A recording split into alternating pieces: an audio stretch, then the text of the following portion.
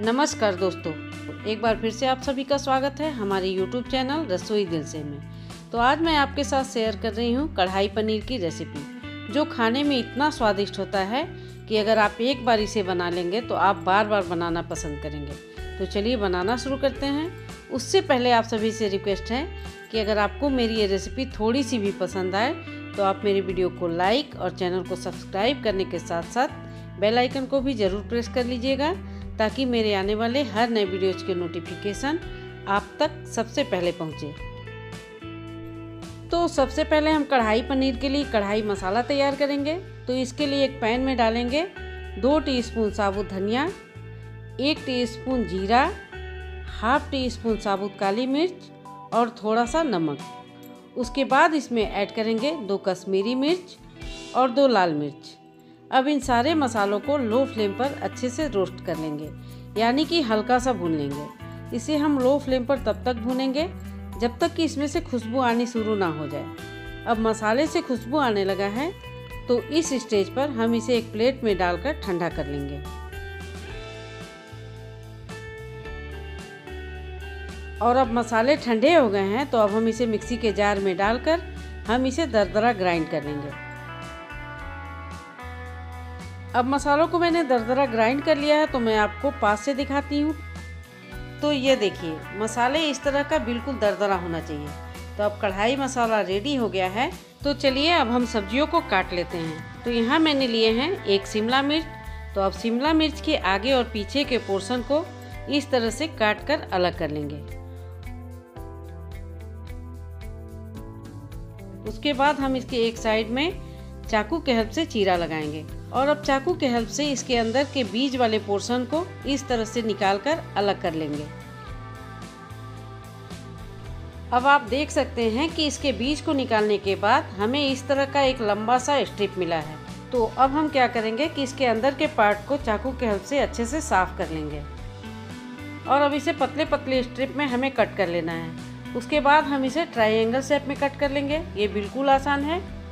आप चाहे तो इसे बिल्कुल सिंपल तरीके से भी काट सकते हैं, लेकिन अगर रेस्टोरेंट स्टाइल में बनाना हो तो आप इस तरह से ट्रायंगल शेप में काट सकते हैं। अब शिमला मिर्च को मैंने काट लिया है, तो अब इसे एक प्लेट में रख देंगे और अब इसी तरह से हम टमाटर को भी काट लेंगे। मैं यहाँ 1 टमाटर का यूज कर रही हूँ। तो टमाटर को भी हम काट कर उसके बीज को अलग कर लेंगे और इसे भी ट्रायंगल शेप में काट लेंगे।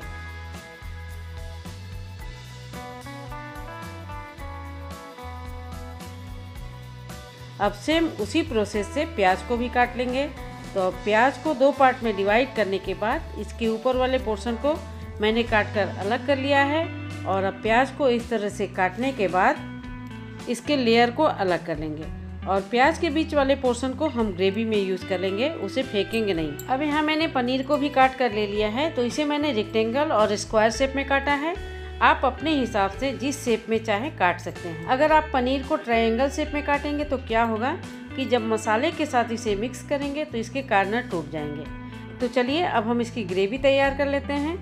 तो अब कढ़ाई में डालेंगे 2 से 3 टेबलस्पून देसी घी और जब घी गर्म हो जाए तब हम इसमें डालेंगे प्याज। यहाँ मैंने 2 प्याज को बारीक काट कर ले लिए हैं। तो अब प्याज को चलाते हुए हल्का गोल्डन ब्राउन होने तक हमें भूनना है।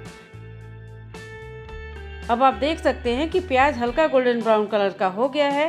तो अब हम इसमें 1 टेबलस्पून अदरक लहसुन का पेस्ट डालेंगे और अदरक लहसुन का पेस्ट डालने के बाद इसे भी चलाते हुए अच्छे से भून लेंगे, ताकि अदरक लहसुन का कच्चापन खत्म हो जाए और प्याज लहसुन भी अच्छे से भून जाए। अब प्याज अच्छे से भून गया है तो अब हम इसमें ऐड करेंगे हाफ टी स्पून हल्दी पाउडर, हाफ टी स्पून धनिया पाउडर और 1 टीस्पून कश्मीरी लाल मिर्च पाउडर। साथ में डालेंगे 2 बारीक कटी हरी मिर्च और अब इसे चलाते हुए थोड़ी देर भून लेंगे, ताकि मसाले अच्छे से भून जाए। उसके बाद हम इसमें डालेंगे बारीक कटा हुआ टमाटर। यहाँ मैंने 2 टमाटर को बारीक काट कर ले लिया है। तो अब इसे भी मसाले के साथ मिक्स कर लेंगे और टमाटर डालने के तुरंत बाद ही हम इसमें ऐड करेंगे स्वाद अनुसार नमक। आप एक बात का ध्यान जरूर रखिएगा कि आप जब भी टमाटर डालें तो नमक तुरंत डालें। इससे क्या होगा कि टमाटर जल्दी से गल जाएगा।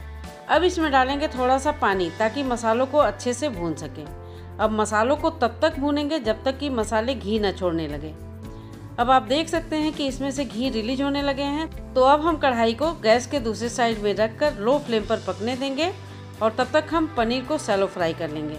तो अब पैन में डालेंगे 1 चम्मच घी और अब इसमें पनीर डालकर हम इसे शैलो फ्राई कर लेंगे। पनीर को हमें बहुत ज़्यादा नहीं भूनना है, बस हल्का सा इसका कलर चेंज हो जाए उतना ही भूनना है। अब पनीर को भी शैलो फ्राई करके ले लिया है, तो फिर उसी पैन में डालेंगे 1 टेबल स्पून घी और फिर हम इसमें कट किए हुए वेजिटेबल डाल देंगे और वेजिटेबल डालने के बाद हाई फ्लेम पर 1 मिनट के लिए टॉस कर लेंगे। आप इसे हाई फ्लेम पर ही टॉस करें, ऐसा करने से वेजिटेबल में जो क्रंचीनेस है वो बरकरार रहेगा। अब 1 मिनट टॉस करने के बाद हम इसमें 2 चम्मच कढ़ाई मसाला स्प्रेड करेंगे और इसे अच्छे से मिक्स कर लेंगे।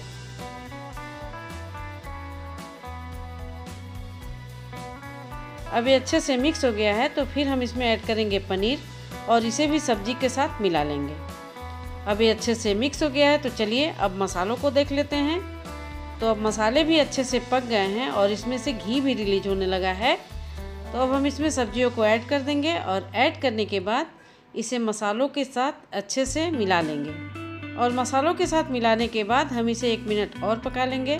अगर आप चाहें तो इस स्टेज पर इसमें थोड़ा सा गर्म पानी ऐड कर सकते हैं, लेकिन मैं इसे लटपट बना रही हूँ तो मैं पानी नहीं डाल रही हूँ। और अब 1 चम्मच कढ़ाई मसाला ऊपर से स्प्रेड करके हम इसे एक बार और मिक्स कर लेंगे।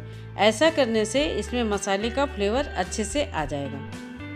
और अब इसके ऊपर से डालेंगे हरा धनिया। तो लीजिए, अब हमारा कढ़ाई पनीर बनकर रेडी है। तो चलिए अब हम इसकी प्लेटिंग कर लेते हैं। आप इसे नान, पराठा, रोटी के साथ सर्व कर सकते हैं। तो अब बताइए कि आपको कढ़ाई पनीर की रेसिपी कैसी लगी। कमेंट करके ज़रूर बताइएगा और ट्राई भी कीजिएगा। मिलते हैं अगले वीडियो में, तब तक के लिए धन्यवाद।